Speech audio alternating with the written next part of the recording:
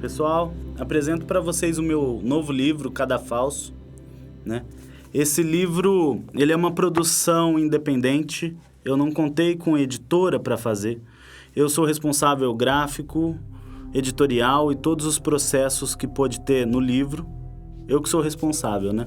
Eu tenho que agradecer os meus apoiadores, os meus leitores que me ajudaram para com que esse livro realmente acontecesse. O Cadafalso, ele é uma antologia poética. Por que é uma antologia poética? Como assim? Antes de lançá-lo, eu tive outras 8 publicações, né? Todas publicações no formato marginal independente, com zines, que o pessoal usualmente chama de zine ou livreto, né? Livros objeto em formatos diferentes, né?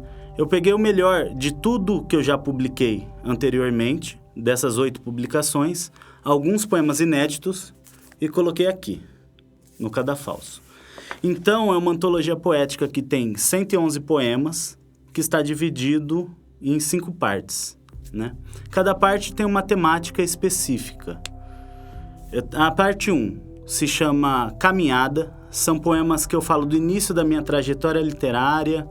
Tem algumas coisas assim, bem assim, de aprendiz, de neófito, sabe?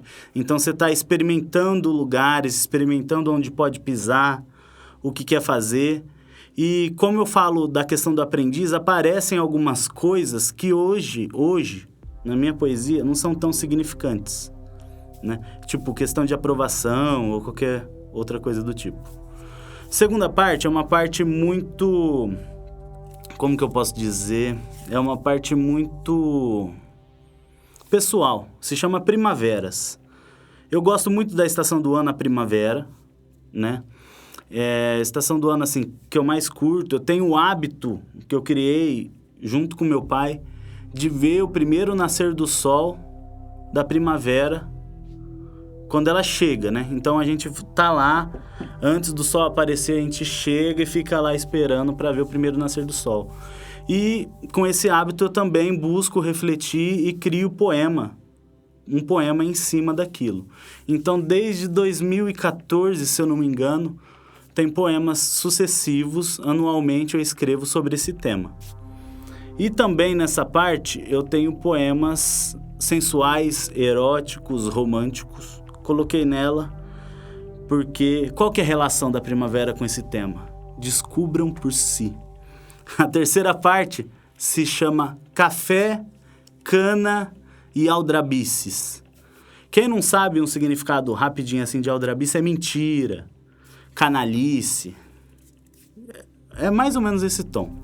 Café, Cana e Aldrabices porque nessa parte eu foco em Ribeirão Preto. Sou de Ribeirão Preto, nascido em Ribeirão Preto, vivi grande parte da minha vida aqui, e eu começo a focar em alguns lugares de Ribeirão Preto. Então eu falo, por exemplo, do calçadão, de uma livraria específica, de uma praça X, Camões, a Praça Camões, né? E começo a falar de lugares ou acontecimentos desses lugares.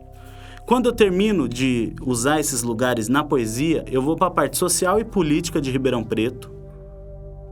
E aí eu vou, depois que eu termino a parte social e política de Ribeirão Preto, vou para a parte social e política do Brasil. Uso como objeto para minha poesia. A quarta parte é a parte que se chama apalpível. É um neologismo que eu criei, que eu não explicarei.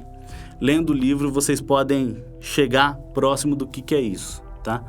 Apalpível é a parte mais visual do livro. É a parte mais experimental também.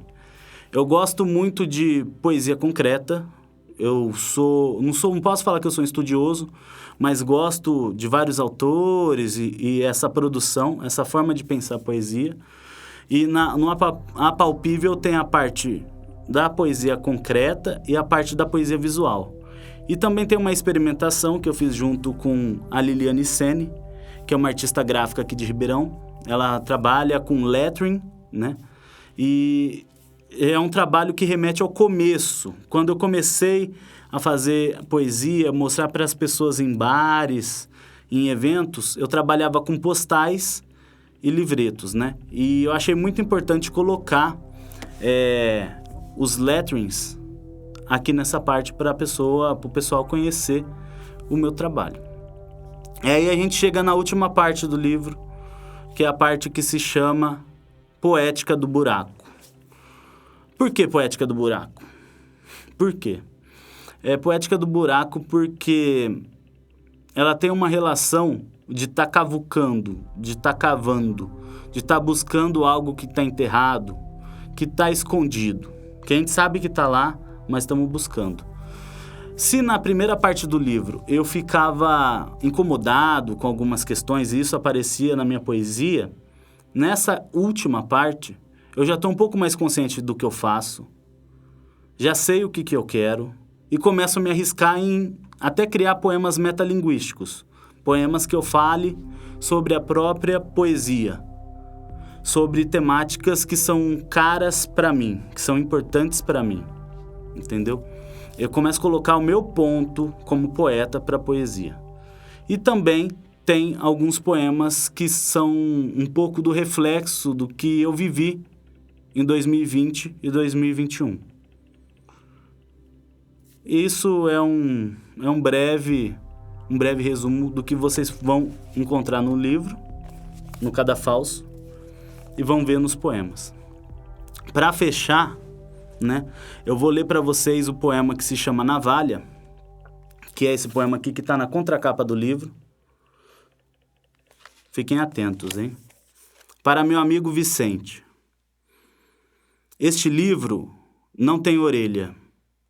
Ele foi feito para os surdos, para o silêncio que antecede o voo lírico dos suicidas.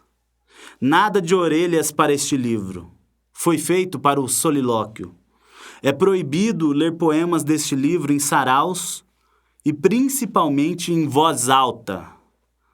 Tarso ficaria triste ao enxergar a surdez aqui presente. Brum abocanharia como uma marmitex de frango antes que o mundo finde. Aqui não há planos de fuga. Não estou com tudo pronto para o fim do mundo. Aqui, quando o meteoro vier, estarei no parquinho, no gira-gira, roda-moinhando.